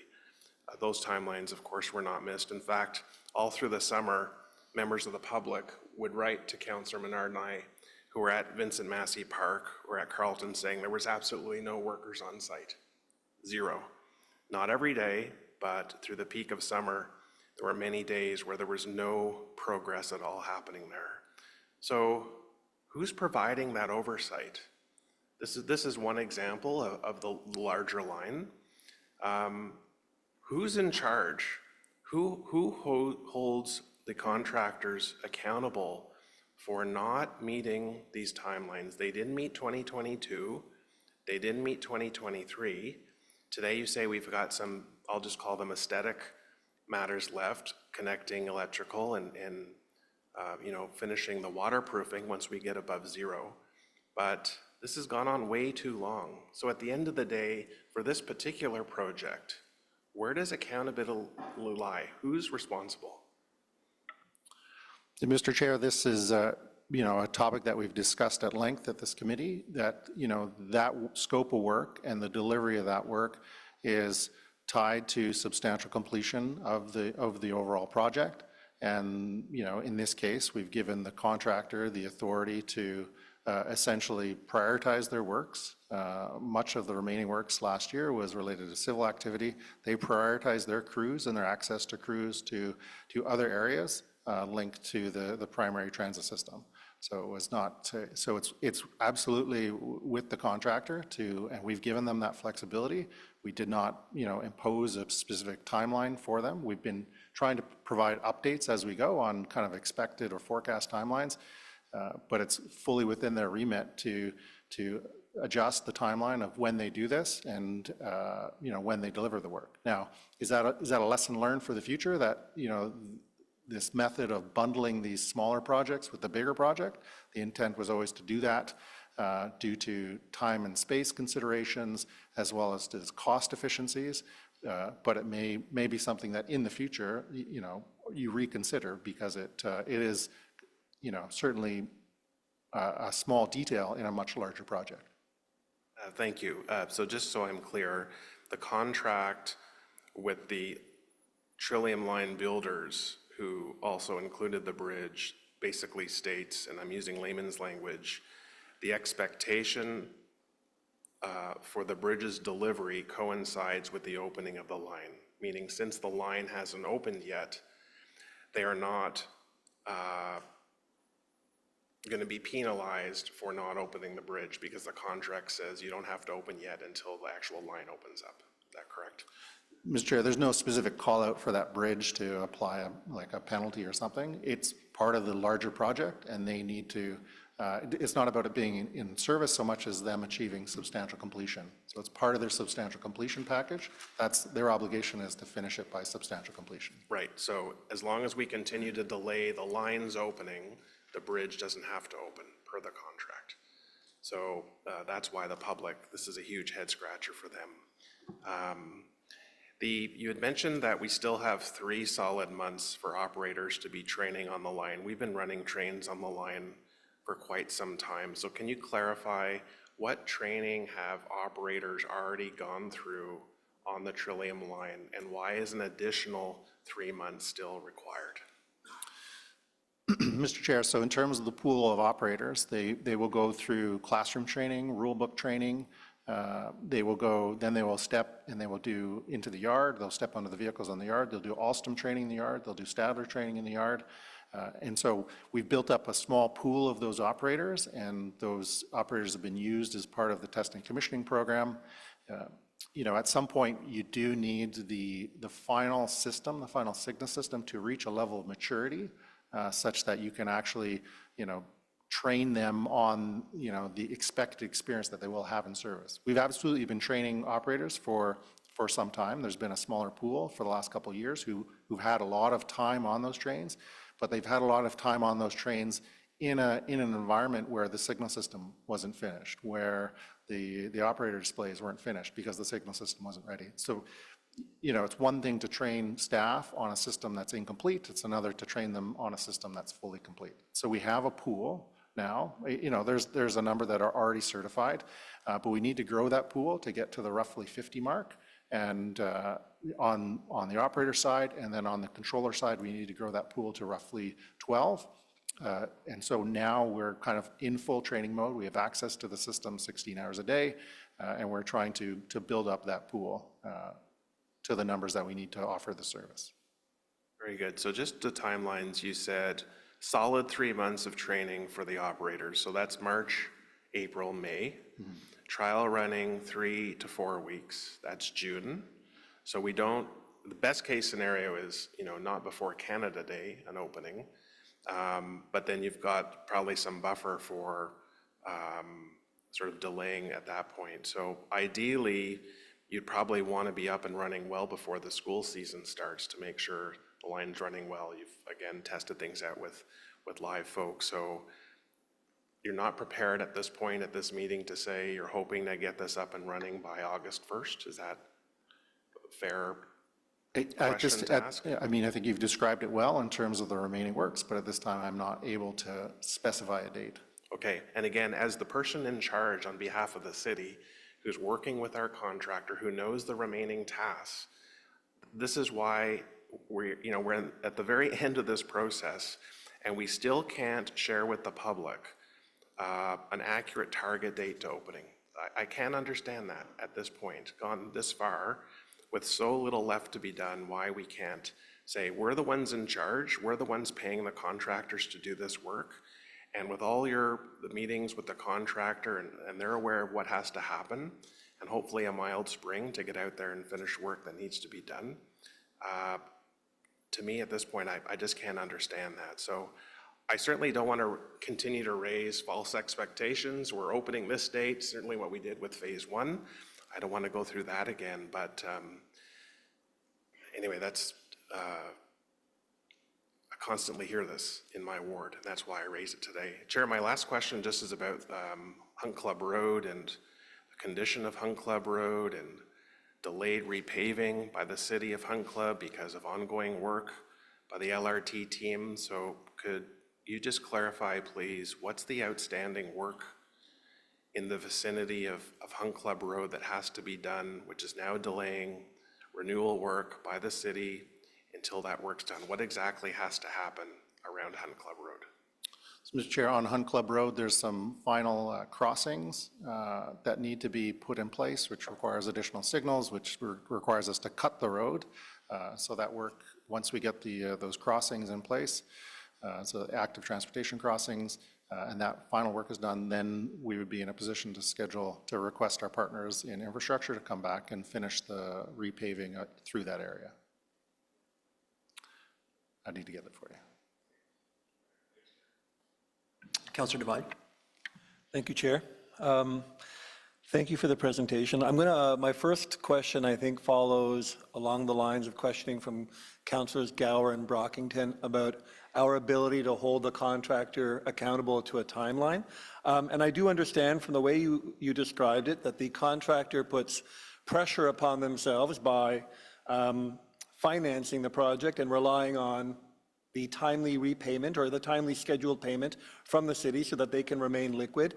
Am I to understand if that is our carrot, sorry, if that is our stick and carrot, as it were, am I to understand that although the project is currently well beyond, well past schedule, overdue, have we, if our only ability to hold them accountable is by withholding payments, have we, at this point in this contract, held back any payments because of delays?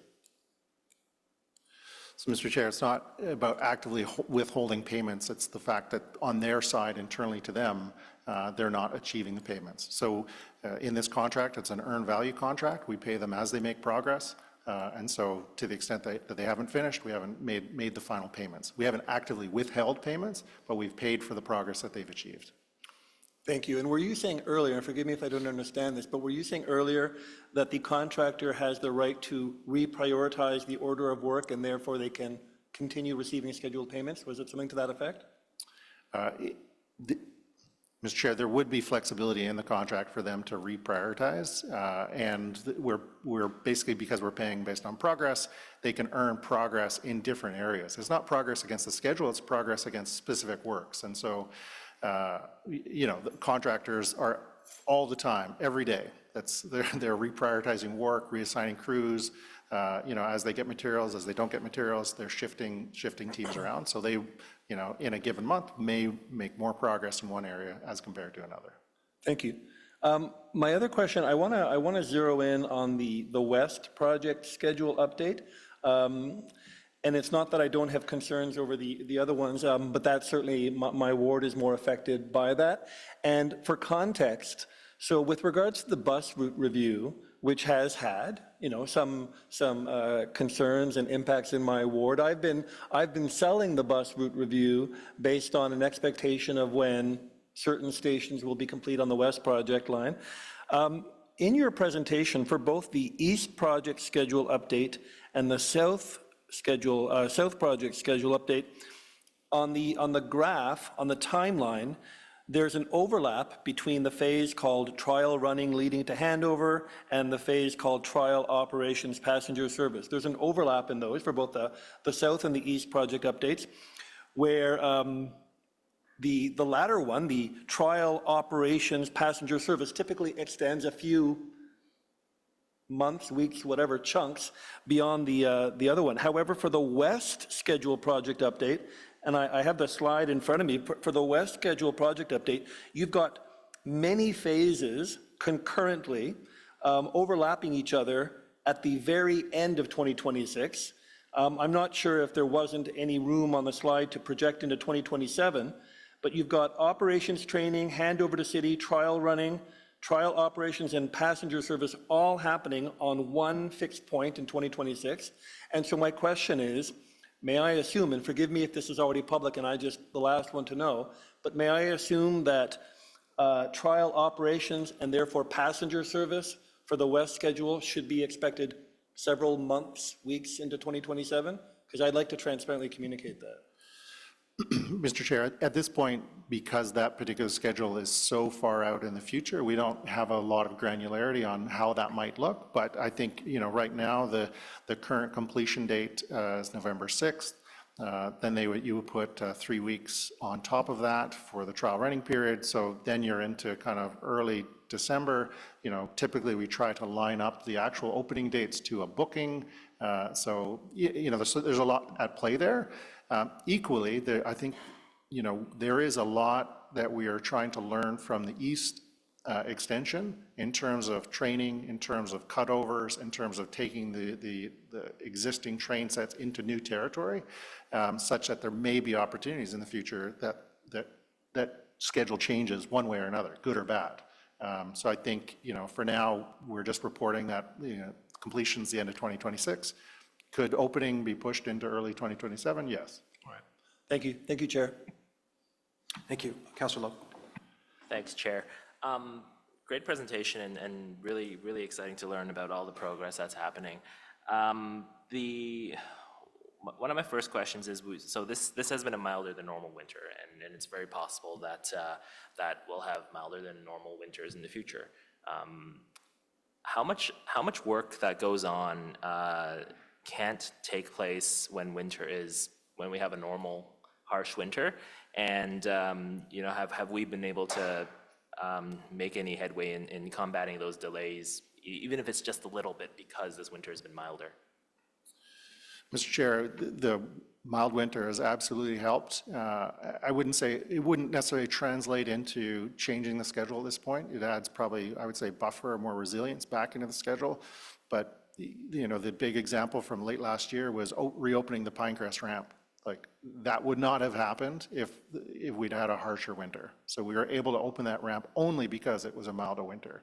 In this intervening period, things like the intersection of Bowesville and Earl Armstrong, applying the line markings requires milder weather. So we've been able to apply line markings, or are about to, at that intersection, in the park and rides. That all allows us to do works early. It may not necessarily move the needle on the overall project, but it absolutely puts resilience back into the project. We did a walkthrough yesterday of the tunnel with the city manager, and I would say the tunnel crew on the contractor side, they've been absolutely thrilled. When it's 5 degrees out, or even -5, people are eager to show up to work and happy to work, and they make good progress as compared to when it's -35. So it was we're seeing a lot of activity. We're not ready to move the schedule or adjust the schedule, but the mild weather has definitely benefited all 3 extensions. Yeah, I work primarily indoors, and I feel the same when it's -5 versus -35. No, the intention of that question was like, I know it adds buffer. I know it's not going to significantly move up any timelines, but that buffer is always helpful in case of any other issues down the line, like a harsh winter next year. The second question is kind of goes back to I think what Councillor Leeper asked about the trains for stage 2. The spare ratio that you mentioned, that's improved significantly with the delivery of stage 2 vehicles, which allows us to sort of do the nut pinning for the stage 1 vehicles. Is that spare ratio of vehicles that can be used on the line? Because I raised this concern in the past where we're pushing stage 2 vehicles stage 2 vehicles into service, and therefore allowing more stage 1 vehicles to sit on a deadline or a defect line or something. And then when stage 2 does open, we'll suddenly be short of vehicles again. Is my assessment there correct or incorrect? I mean, Mr. Chair, you have to be, the feedback is well taken. You need to be very disciplined about how you manage the fleet. And to the extent that you accept spare vehicles or have an excess of vehicles, you absolutely have to be disciplined about maintaining those, maintaining the base fleet, making sure that vehicles aren't sitting out for extended durations. So that is a point that we've raised with RTG, just to ensure that we don't, it's nice to have these spares, but a year from now, we need them all. And I think they're starting to see that as we tested the first train in the east this past weekend. Come this summertime, we're going to need 3 and 4 and 6 vehicles for testing on the east. And so this issue will become very real very quickly for them if they are keeping vehicles out of service for a long term. Okay, lastly, just a minor point of clarification, maybe for myself, maybe for everybody. The way that the contractors finance the project and when they achieve payment through progress, that's the payment that we give them is what we agree upon, right? So any delays usually, causes the contractor to incur some extra costs above and beyond what was negotiated, but the city would only pay them what was agreed upon. That's just a little extra clarification. Is that true? Mr. Chair, subject obviously to commercial claims and other matters, it is still a fixed price contract. Okay, great. Thanks very much. Thank you very much. Any other questions? Mr. Morgan, we just spent the first half of the meeting looking at the history of light rail transit in Ottawa and the project, and the difficult circumstances that came together, and the frustration over contract delays and performance of the contractor, and a commissioner inquiry report telling us that and reminding us that we need, despite frustrations, despite setbacks, that we need to keep the relationship with the contractor firm, but constructive and productive so that we're moving forward. So how would you describe the relationship with the contractor presently, the pressure that they're under, the pressure that you're under to deliver this project? How would you characterize it in light of what we learned from the Commission of Inquiry? So we have, Mr. Chair, we have a series of contractors, obviously contracts with RTG, contracts with East-West Connectors, contracts with Transit Next. Throughout, we try to, as much as possible, separate the commercial matters, the commercial claims from the day-to-day. So trying to ensure that we insulate as much as possible, and you can't always do this, if there are commercial disputes, to make sure that the field teams who are building the system are still actively cooperating, actively collaborating, working together to make sure that the system is working correctly. So does that work every day of the week, every day of the month? No, but generally I would say the relationships are productive. We are working together. Jocelyn's team, is based in the field with the contractor, with the construction crews. Every time I go out and I see them working together, they're engaged, they're sharing information, they're talking, they're finding solutions. We're actively working with other stakeholders. There's a lot of regulatory stakeholders between the MTO and Building Code Services, Fire Services that require active engagement, and her team actively helps and assists with those issues. And so I would say generally very good. There are moments, there are times when the frustrations kind of boil over, but I would say as compared to kind of past projects, the relationship is good today. Thank you. And this is the first, actually this is the first time I hear you talk about potentially that as a lesson learned, that we'd separate some of the multi-use pathways and what have you. So particularly those ones that aren't 100% transit oriented, and that we would separate them and put them on a different track. In my own constituency, I have a multi-use pathway. You talked about the Osgood Trail opening. I'm okay with you focusing on getting the trains operating and moving. And I guess, again, I want to hear from you that that's the number one focus is let's get the trains moving, let's get the system up and running. And again, I am concerned that we've got all these other sort of collateral supportive projects that I hope don't distract you in the core task here. Thank you, Mr. Chair. Many times it's time and space, and so the secondary project is so close to the primary project that you can't avoid kind of bundling, but it is something to look at closely in the future, this idea, do you need to bundle it? Do you need to do it differently? Should it be included or not? At the end of the day, the focus is absolutely on making sure the service works. The majority of my time is on train performance, system integration, making sure the testing program is done right. And, part of, my inability to give more precise information today is, I'm not comfortable providing that more precise information until I see trains running, 20 hours a day, reliably, per the headways, per what people are expecting. Once we start to see that, then we can start looking at dates and looking at precise timelines. But the team today, the majority of the team is absolutely focused on delivering train service. Certainly all my team that are working on the Confed line, they spent an inordinate number of hours the last few months getting ready for the train move to the east, and so it was a huge win for the team. That is absolutely what they're focused on today. Well, that's what I want to hear, because I hope you're not being pulled away into meetings to talk about policies that aren't in place. If we don't have a policy to win or maintain, then councillors can bring that forward at budget and make the pitch. And I have many, I'm sure we all have many pathways we'd like to have win or maintained. But I just am hoping your time is spent, again, on the core pieces of this, given the pressures that everyone's under to deliver. And the great disadvantage that people at students and staff at Carleton are under. So thank you for the update today. The committee item is 4.2, Stage 2 Light Rail Transit Proposal. The report recommendation is that the Light Rail Subcommittee receive this report for information. Is that received? Received. Cabinet items, there are none. Notices of motion, I'm not aware of any. Any inquiries? Not aware of any. No other business. The next meeting is scheduled for May 31st, but we had committed that depending on the timing of the trials, that we would hold a meeting to coincide with this so that the committee would have an opportunity to hear from you in terms of the approach and ask questions on what will be obviously a very critical milestone in the project. So that may be before May 31st, let's hope so, but if not, then the next meeting will be on the 31st of May in 2024. So with that, can we move to adjourn? Carried? Carried, thank you.